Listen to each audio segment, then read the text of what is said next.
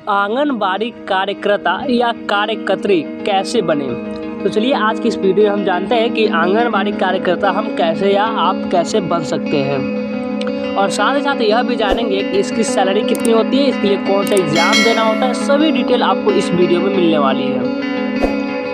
आंगनबाड़ी एक केंद्र होता है जिसकी शुरुआत 1985 में की गई थी। उस समय केंद्र सरकार की शुरुआत एकीकृत बाल विकास सेवा कार्यक्रम के तहत की गई थी। वहीं अब वर्तमान समय इस योजना के तहत केंद्र सरकार राज्यों की मदद से बच्चों और गर्भवती महिलाओं को कुपोषण से बचाने का काम कर रही है, क्योंकि आंगनबाड़ी केंद्र में काम करने वाली महिलाएं मुख्य रूप से 1 से 3 साल के बच्चों की देखभाल और उन्हें शिक्षित करना का काम करती है।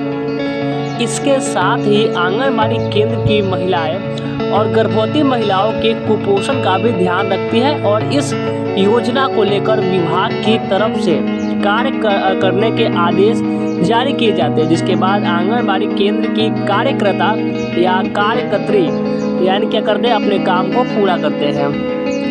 अब आते हैं मुद्दे पर कि आंगनबाड़ी कार्यकर्ता कैसे बने।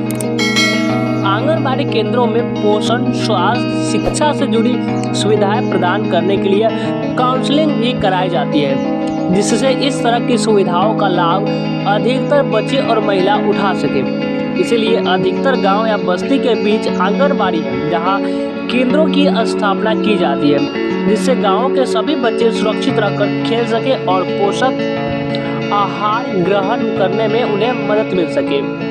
अभी भी केंद्र सरकार सुचारू रूप से आंगनबाड़ी की व्यवस्था को बेहतर बनाने के लिए हर तरह की सुविधाएं प्रदान करने की कोशिश करता है। इसलिए आंगनबाड़ी केंद्र में नौकरी पाने के लिए महिलाओं को 5वीं से लेकर 8वीं या 10वीं तक सफलता प्राप्त करना अनिवार्य होता है। जिसके बाद महिलाएं आंगनबाड़ी केंद्र के लिए आवेदन फॉर्म भरकर इस पद को प्राप्त कर सकती हैं।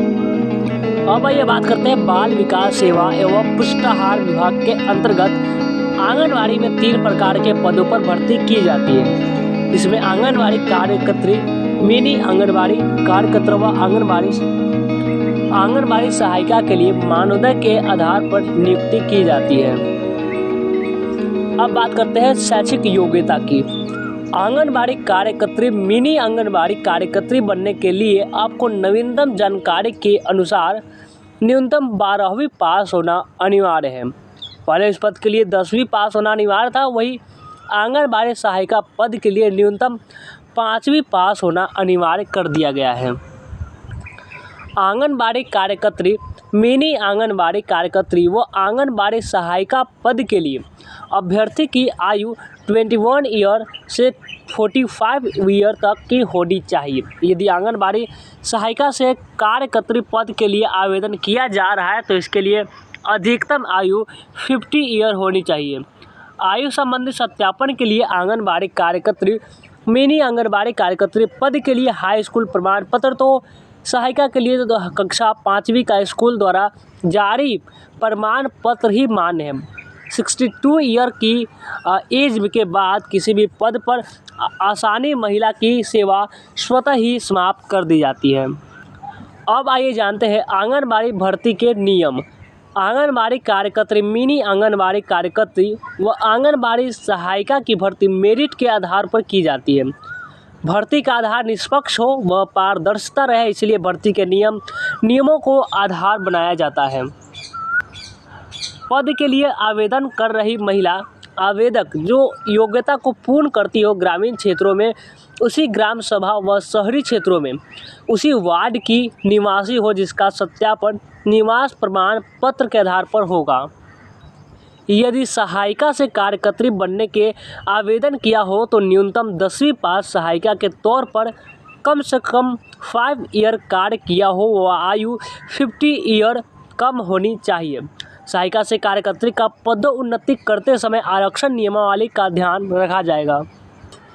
आंगनबाड़ी कार्यकर्त्री, मिनी आंगनबाड़ी कार्यकर्त्री व आंगनबाड़ी सहायिका का चयन करते समय गरीबी रेखा से नीचे वर्ग के लोगों को वरीयता दी जाएगी, जिसका सत्यापन आय प्रमाण पत्र के आधार पर किया जाएगा। यदि उस ग्राम सभा में सहायिका नहीं है तो उसी ग्राम सभा से गरीबी रेखा से नीचे किसी विधवा महिला को वरीयता दी जाएगी।